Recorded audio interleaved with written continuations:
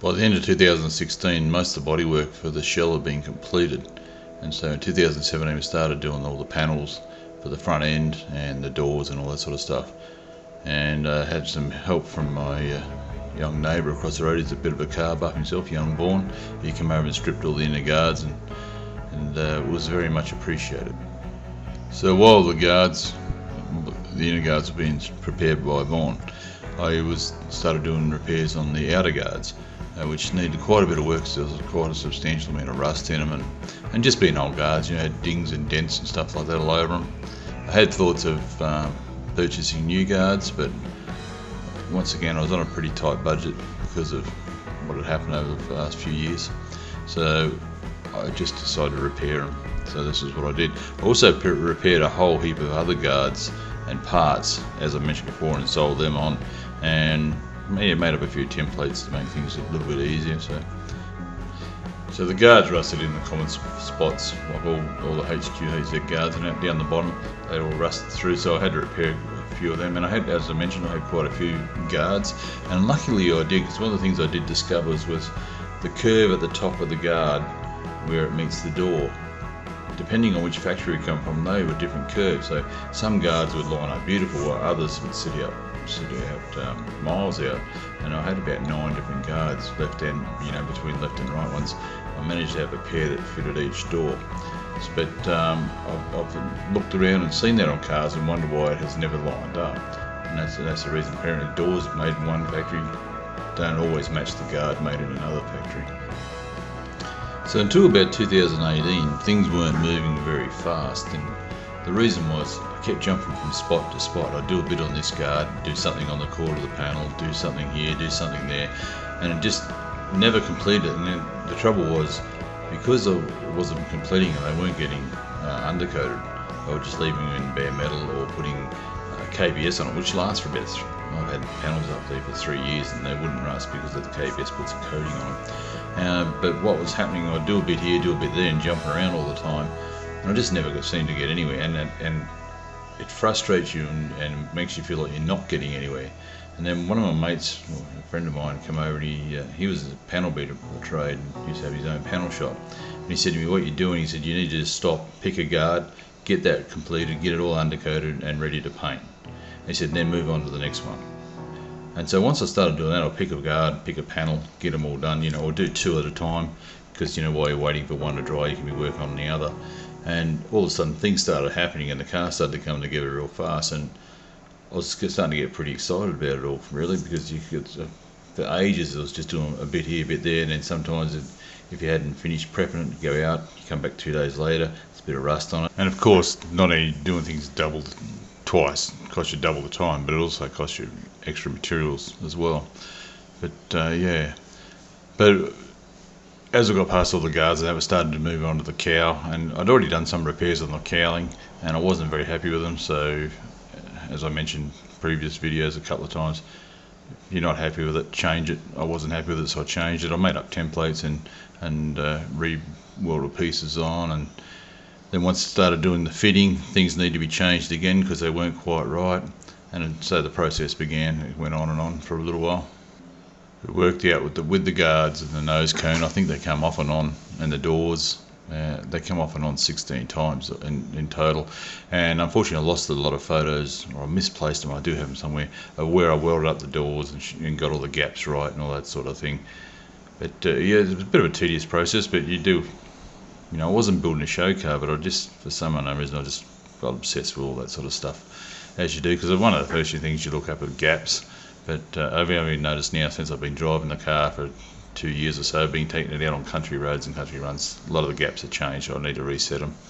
So sometimes you need a little help, and my grandson was very eager to do a little bit of sanding on the car, although I wasn't too keen with all the body full of dust. So once my grandson had finished sanding, I got in and taped it all up and got it ready for the seam sealer. I lost the images for those too somewhere. Once I seam sealed it all, cleaned it all up, and then epoxied it so it looked as tight as it could be. So the images aren't in exact order, because while this was all happening, I was doing the bonnet, the nose cone and the doors.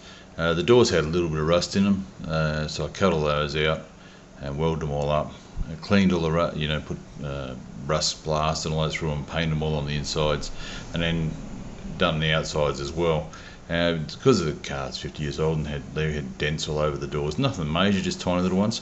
I just didn't feel confident that I had the skills to be able to knock all those little dents out, so I did skim coat the whole door, and a few people said to me about, oh, how much would you coat the whole car in body filler? Well, basically yes, because if you've got a 50-year-old car that's got dents in it, unless you're really, really skilled at getting dents out, the only other way to do it is body filler. And if you watch so many of those car shows, that's what they do.